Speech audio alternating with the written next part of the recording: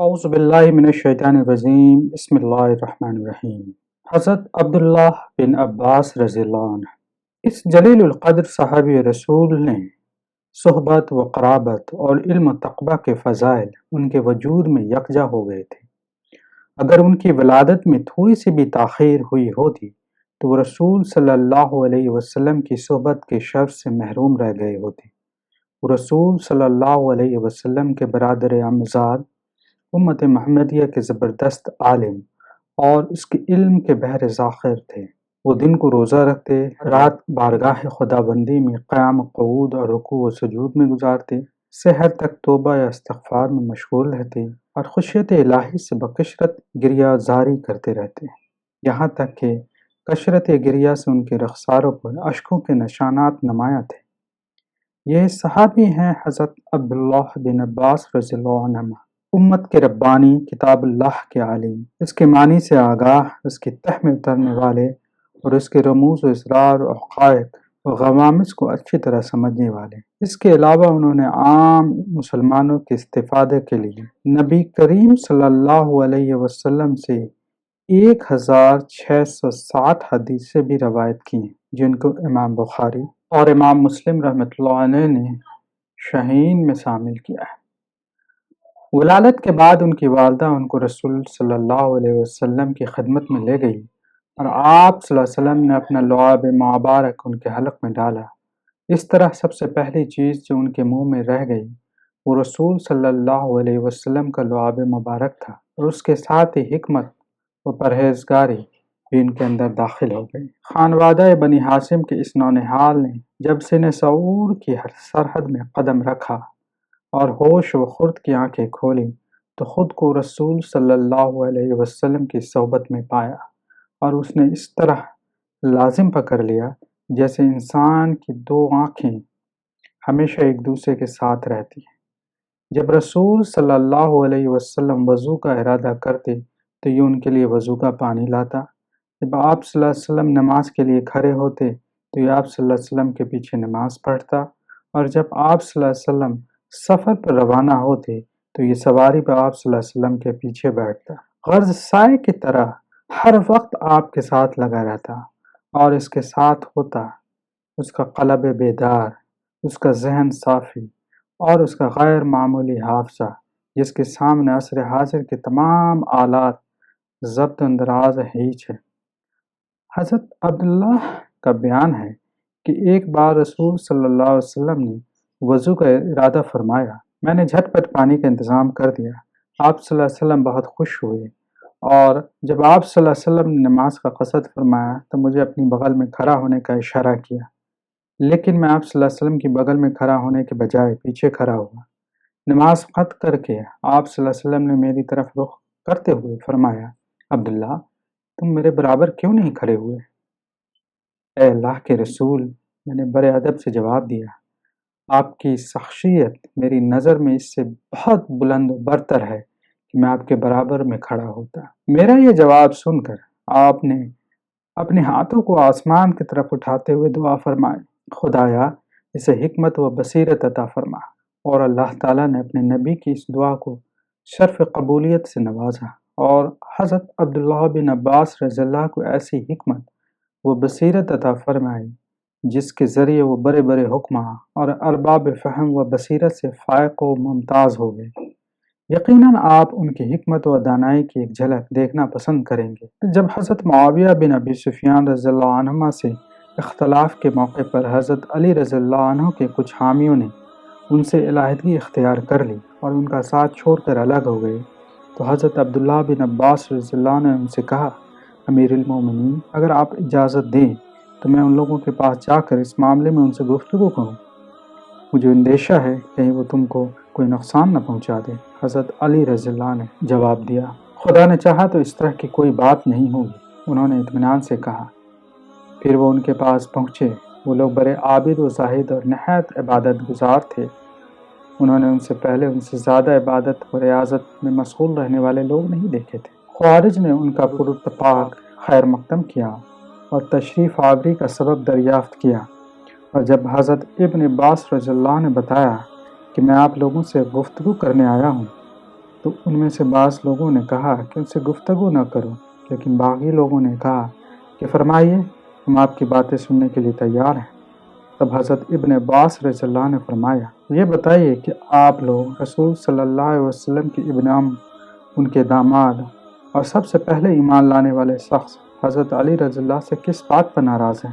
ہم کو ان کی 3 باتیں ناپسند ہیں۔ انہوں نے جواب دیا، وہ کون سی 3 باتیں ہیں؟ حضرت عبداللہ رضی اللہ نے دریافت کیا، پہلی بات تو یہ ہے کہ انہوں نے گناتے ہوئے کہا کہ انہوں نے اللہ کے دین کے معاملے میں انسانوں کو حکم تسلیم کر لیا۔ دوسری بات یہ ہے کہ انہوں نے عائشہ رضی اللہ اور معاویہ رضی اللہ سے جنگ کی، لیکن نہ تو انہوں نے مال غنیمت پر قبضہ کیا، نہ جنگی قیدیوں کو گرفتار کیا، اور تیسری بات یہ ہے کہ انہوں نے اپنے نام سے امیر المومنین کا لقب ہٹا دیا، حالانکہ مسلمانوں نے ان سے بیعت کی تھی اور انہیں امیر منتخب کیا تھا۔ یہ سن کر حضرت عبداللہ بن عباس رضی اللہ نے ان سے دریافت کیا کہ اگر میں آپ لوگوں کو ان باتوں کا جواب کتاب اللہ اور حدیث سے رسول سے دے دوں تو کیا آپ لوگ اپنے موجودہ موقف کو ترک کر کے امیر المومنین کی مخالفت سے باز آئیں گے؟ انہوں نے کہا کہ اگر ہم آپ کی باتوں سے مطمئن ہو گئے تو ان کی مخالفت ترک کر کے ان کے ساتھ شامل ہو جائیں گے۔ آپ لوگوں کا پہلا اعتراض یہ ہے کہ حضرت ابن عباس رضی اللہ نے فرمایا کہ حضرت علی رضی اللہ نے اللہ کے دین کے معاملے میں انسانوں کا حکم مان لیا۔ تو سنیے، اس سلسلے میں اللہ سبحانہ تعالیٰ کا ارشاد ہے، مائدہ 95، اے لوگو جو ایمان لائے ہو، احرام کی حالت میں شکار نہ مار۔ اگر تم میں سے کوئی جان بوجھ کر ایسا کر گزرے تو جو جانور اس نے مارا ہے اسی کے ہم پلہ ایک جانور اسے مویشیوں میں سے نذر کرنا ہوگا، جس کا فیصلہ تم میں سے 2 عادل آدمی کریں گے۔ میں آپ لوگوں سے خدا کا واسطہ دے کر پوچھتا ہوں کہ انسانوں کے خون اور ان کی جانوں کی حفاظت اور ان کے درمیان صلح صفائی کرانے کے لیے انسانوں کا حکم مان لینا زیادہ بہتر ہے یا ایک خرگوش کے معاملے میں اس کی قیمت بمشکل 1/4 درہم ہوتی ہے؟ انہوں نے کہا کہ مسلمانوں کو خون ریزی سے بچانے اور ان کے مابین صلح صفائی کرانے کے لیے حکم مان لینا زیادہ بہتر ہے۔ تو گویا یہ مسئلہ صاف ہو گیا۔ حضرت ابن عباس رضی اللہ نے ان سے دریافت کیا، ہاں یہ مسئلہ صاف ہو گیا، انہوں نے جواب دیا۔ اب رہا آپ لوگوں کا یہ اعتراض۔ انہوں نے سلسلہ کلام آگے بڑھاتے ہوئے فرمایا کہ حضرت علی رضی اللہ نے جنگ کی مگر انہوں نے جنگی قیدی نہیں پکڑے جیسے کہ رسول صلی اللہ علیہ وسلم نے پکڑے تھے۔ تو کیا تم لوگ چاہتے ہو کہ اپنی ماں عائشہ رضی اللہ کو گرفتار کر کے جنگ میں گرفتار ہونے والی دوسری عورتوں کی طرح انہیں اپنے لیے حلال کر لو؟ اگر تمہارا جواب اس بات میں ہے تو تم کافر ہو گئے۔ اگر تم کہتے ہو کہ وہ ہماری ماں نہیں ہے تو اس صورت میں بھی تم کفر کے مرتکب ہوئے، کیونکہ اللہ سبحانہ تعالیٰ کا ارشاد ہے کہ بلا شبہ نبی تو اہل ایمان کے لیے ان کی اپنی ذات پر مقدم ہے اور نبی کی بیویاں ان کی مائیں ہیں۔ الاحزاب 6۔ تو اپنے لیے ان 2 صورتوں میں سے جو چاہو پسند کر لو۔ پھر انہوں نے دریافت کیا، کیا یہ مسئلہ بھی صاف ہو گیا؟ انہوں نے آپ کے جواب سے مطمئن ہوتے ہوئے کہا، ہاں یہ مسئلہ بھی صاف ہو گیا۔ آخری اعتراض کا جواب دیتے ہوئے حضرت ابن عباس رضی اللہ نے فرمایا، رہا تمہارا یہ اعتراض کہ حضرت علی رضی اللہ نے اپنے نام سے امیر المومنین کا لقب حذف کر دیا، تو ایسا تو رسول صلی اللہ علیہ وسلم نے بھی اس وقت کیا تھا جب آپ صلی اللہ علیہ وسلم نے صلح حدیبیہ کے موقع پر صلح نامہ مرتب کراتے ہوئے فرمایا تھا کہ لکھو، ھذا ما قاضی علیہ محمد رسول اللہ، یہ وہ صلح نامہ ہے جسے محمد رسول صلی اللہ علیہ وسلم نے طے کیا۔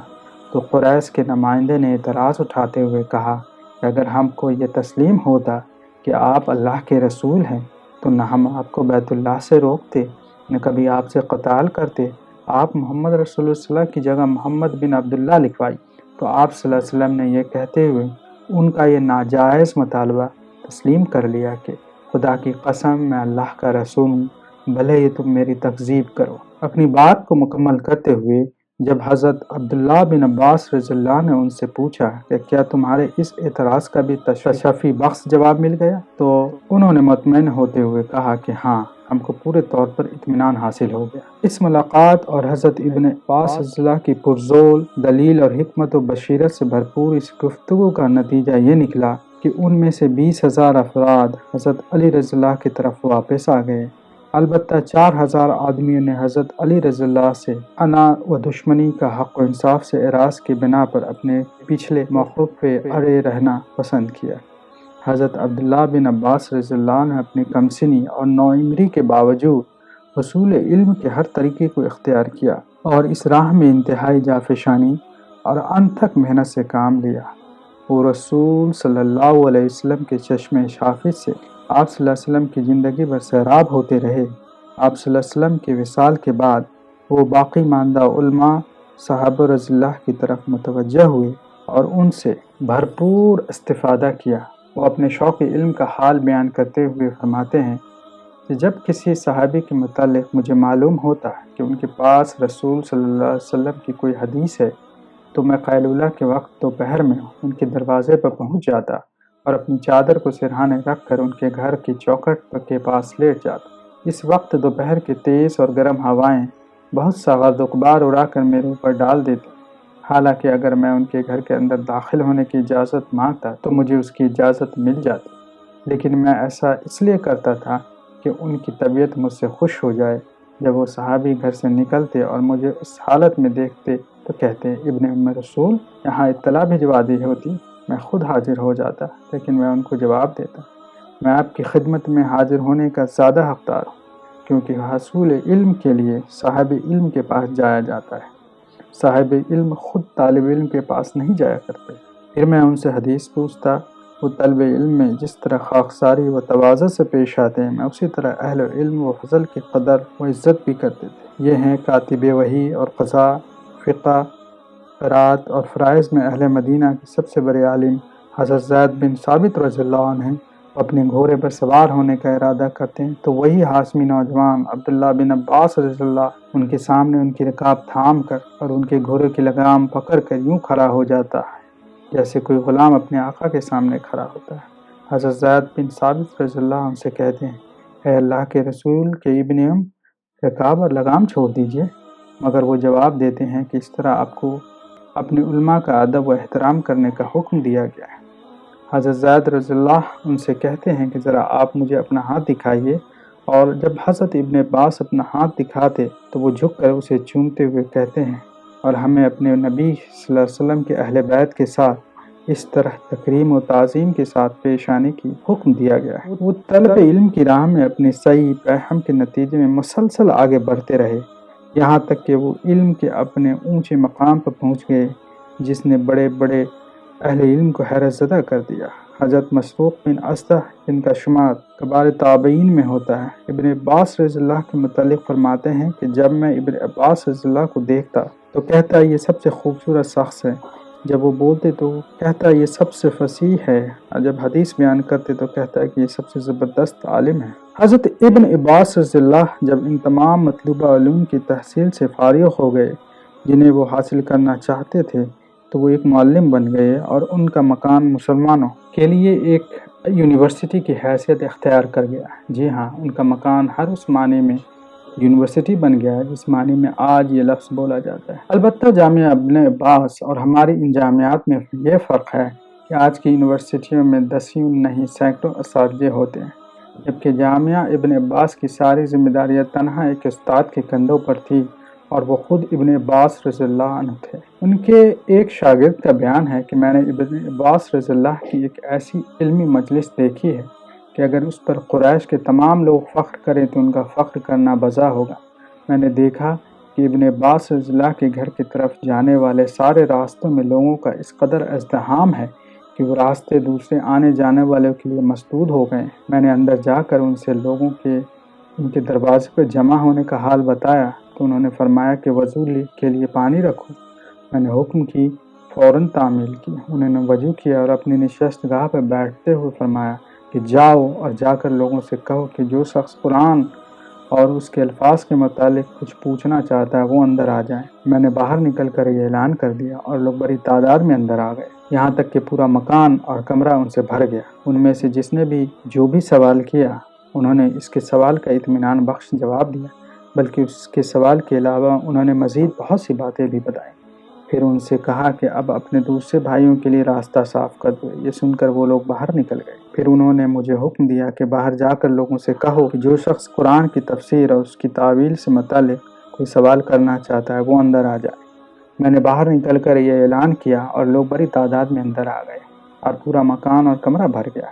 پھر ان میں سے جس نے جو بھی سوال کیا انہوں نے اس کا تسلی بخش جواب عنایت فرمایا، بلکہ اس کے سوالات کے علاوہ مزید بہت سی باتیں اپنی طرف سے بھی بتائیں، اور پھر فرمایا کہ اپنے دوسرے بھائیوں کے لیے جگہ خالی کر دو۔ چنانچہ وہ لوگ باہر چلے گئے۔ انہوں نے پھر مجھ سے کہا کہ باہر جا کر لوگوں سے کہہ دو کہ جو شخص فرائض وغیرہ کے متعلق کچھ استفسار کرنا چاہتے ہیں وہ اندر آ جائیں۔ اعلان سن کر پھر لوگ بڑی تعداد میں اندر آ گئے، اور انہوں نے جو سوالات کیے ابن عباس رضی اللہ عنہ نے ان کی تسلی بخش جوابات دیے، بلکہ ان کے سوالات کے علاوہ مزید بہت سی باتیں بھی بتائیں۔ پھر انہوں نے باہر جانے کا اشارہ کیا اور وہ سب چلے گئے۔ پھر انہوں نے مجھ سے فرمایا کہ جا کر اعلان کر دو کہ جسے عربی زبان، شعر و ادب اور کلام عرب کے قریب اور نامانوس حصوں کے متعلق کچھ دریافت کرنا ہو وہ اندر آ جائیں۔ چنانچہ بہت سے لوگ اندر داخل ہوئے اور اندر مزید گنجائش نہ رہی۔ ان لوگوں نے جو کچھ بھی پوچھا ابن عباس رضی اللہ نے اس کا اطمینان بخش جواب دیا اور ان سوالات کے علاوہ مزید بہت سی باتیں اپنی طرف سے بھی بتائیں۔ راوی کہتا ہے کہ اگر اس پر تمام اہل قریش فخر کریں تو ان کا فخر کرنا برحق ہوگا۔ بعد میں حضرت عبداللہ بن عباس رضی اللہ نے مختلف علوم کے لیے الگ الگ دن مقرر کر دیے تاکہ ان کے دروازے پر اتنا ہجوم نہ ہو۔ چنانچہ انہوں نے ہفتے میں ایک دن تفسیر، ایک دن فقہ، ایک دن مغازی و سیر، ایک دن شعر و ادب اور ایک دن عرب کے گزشتہ حالات اور ان کی پچھلی جنگوں کے متعلق گفتگو اور سوال و جواب کے لیے مخصوص کر دیا۔ جو بھی اہل علم ان کی مجلس میں شریک ہوتا ان کے علم کا معترف ہوتا اور ہر سوال کرنے والا اپنے سوال کا جواب ان کے پاس موجود پاتا تھا۔ علم و فقہ میں کامل ہونے کی وجہ سے خلفائے راشدین رضی اللہ کم عمری کے باوجود ابن عباس رضی اللہ سے مشکل معاملات اور پیچیدہ مسائل میں مشورہ کرتے تھے۔ حضرت عمر بن خطاب رضی اللہ عنہ کا یہ حال تھا۔ جب بھی ان کے سامنے کوئی مشکل مسئلہ پیش آتا یا کوئی پیچیدہ معاملہ سر اٹھاتا تو وہ مشورے کے لیے اکابر صحابہ رضی اللہ کو بلاتے اور ان کے ساتھ حضرت عبداللہ بن عباس رضی اللہ کو بھی طلب فرماتے۔ جب وہ دربار خلافت میں حاضر ہوتے تو انہیں اپنی اونچی جگہ پر اپنے قریب بٹھاتے اور ان سے کہتے میں اس وقت ایک پیچیدہ مسئلے سے دوچار ہوں، اس کو اور اس جیسے دوسرے مسائل کو تم ہی حل کر سکتے ہو۔ ایک بات تو نوعمری کی باوجود ابن عباس رضی اللہ کو آگے بڑھانے اور ان کا اکابر صحابہ کے برابر کرنے کے معاملات میں ان کے اوپر اعتراض بھی کیا گیا، مگر انہوں نے یہ جواب دے کر مترس کا منہ بند کر دیا۔ اس نوجوان کے پاس بوڑھوں جیسا تجربہ ہے، اس کے پاس سوال کرنے والی زبان اور سمجھداری دل ہے۔ حضرت ابن عباس رضی اللہ خواص کی تعلیم میں مصروف ہونے کے باوجود عام مسلمانوں کی حق سے غافل نہیں تھے۔ وہ عوام الناس کے لیے وعظ و تذکیر کی مجلسیں برابر منعقد کیا کرتے تھے۔ ایک بار انہوں نے اپنی ایک مجلس و وعظ میں گناہ کا ارتکاب کرنے والے کو مخاطب کرتے ہوئے فرمایا، اے گناہوں کا ارتکاب کرنے والے، اپنے گناہوں کے انجام سے غافل نہ رہ۔ یہ بات اچھی طرح سمجھ لے کہ گناہ کا نتیجہ خود گناہ سے بھی زیادہ خطرناک ہوتا ہے، اس لیے کہ ارتکاب گناہ کے وقت اپنے دائیں بائیں موجود فرشتے سے تیرا حیا نہ کرنا گناہ سے کسی طرح کم نہیں ہے۔ اگر گناہ کرتے وقت تیرا ہنسنا گناہ سے زیادہ خطرناک ہے، حالانکہ تجھ کو معلوم نہیں ہے کہ اللہ تعالیٰ تیرے ساتھ کیا معاملہ کرنے والا ہے۔ بے شک ارتکاب گناہ میں کامیابی پر تیرا خوش ہونا گناہ سے بھی زیادہ سخت ہے، اور ارتکاب گناہ میں ناکام ہو جانے پر تیرا افسوس کرنا گناہ سے بھی زیادہ مہلک ہے، اور ارتکاب گناہ کے وقت تیرا ہوا سے ڈر جانا جب وہ تیرے پردے کو ہلا دیتی ہے، اور اس تصور سے کہ خدا تعالیٰ تجھ کو دیکھ رہا ہے تیرے دل میں خوف و اضطراب کی ہلکی سی لہر کا پیدا نہ ہونا گناہ سے بڑھ کر ہے۔ اے گناہ گار، کیا تجھے معلوم ہے کہ حضرت ایوب علیہ السلام کی کون کون سی لغزش تھی جس کے نتیجے میں اللہ تعالیٰ نے ان کو جسم اور مال کی سخت ترین امتحان پر مبتلا کر دیا تھا؟ ان سے صرف اتنی سی کوتاہی ہوئی تھی کہ ایک مسکین و مظلوم شخص نے دفاع ظلم کے لیے ان سے مدد کی درخواست کی تھی اور انہوں نے اس کی مدد نہیں کی۔ حضرت ابن عباس رضی اللہ ان لوگوں میں سے نہیں تھے جن کے یہاں قول و عمل میں تضاد پایا جاتا تھا۔ ان کا طریقہ یہ نہیں تھا کہ لوگوں کو معروف کا حکم دے اور خود اس پر عمل نہ کریں، دوسروں کو منکرات سے باز رکھنے کی تلقین کریں اور خود ان کا ارتکاب کریں۔ وہ دن کو بکثرت روزے رکھتے اور راتوں کو قیام کرتے تھے۔ مشہور تابعی عبداللہ بن ملکیہ بیان کرتے ہیں کہ ایک دفعہ میں نے ابن عباس کے ساتھ مکہ معظمہ سے مدینہ منورہ کا سفر کیا۔ دوران سفر جب ہم کسی منزل پر قیام کرتے اور لوگ تو تکان کی وجہ سے سو جاتے ہیں، مگر عبداللہ ابن عباس رات کا بڑا حصہ عبادت میں گزارتے۔ میں نے دیکھا کہ ایک رات کو وہ آیہ کریمہ وَجَاءَتْ السَّكْرَةُ موت بالحق ذَلِكَ مَا كُنْتُ مِنْهُ تَحِيدُ کی تلاوت کر رہے ہیں۔ وہ مسلسل اسی آیت کو پڑھتے اور روتے رہے یہاں تک کہ اسی حالت میں صبح ہو گئی۔ اس سب کے بعد ہمارے لیے اتنا جان لینا کافی ہے کہ حضرت عبداللہ بن عباس رضی اللہ نہایت خوبصورت اور خوش رو سخت تھے۔ وہ راتوں کو ہمیشہ خدا کے خوف سے روتے رہتے تھے، یہاں تک کہ اشکوں کی مسلسل روانی سے ان کے نرم و نازک رخساروں پر دو پتلی پتلی نالیاں سی بن گئی تھیں، جن کو بعض لوگ جوتے کی تسموں کی تشبیہ دیتے تھے۔ حضرت ابن عباس رضی اللہ علم و فضل کے انتہائی بلند مقام پر فائز تھے۔ اس کا اندازہ اس واقعے سے لگایا جا سکتا ہے کہ ایک سال خلیفۃ المسلمین حضرت معاویہ بن ابی سفیان رضی اللہ عنہما حج کے ارادے سے روانہ ہوئے۔ اسی سال حضرت ابن عباس رضی اللہ بھی حج کے لیے عازم سفر تھے۔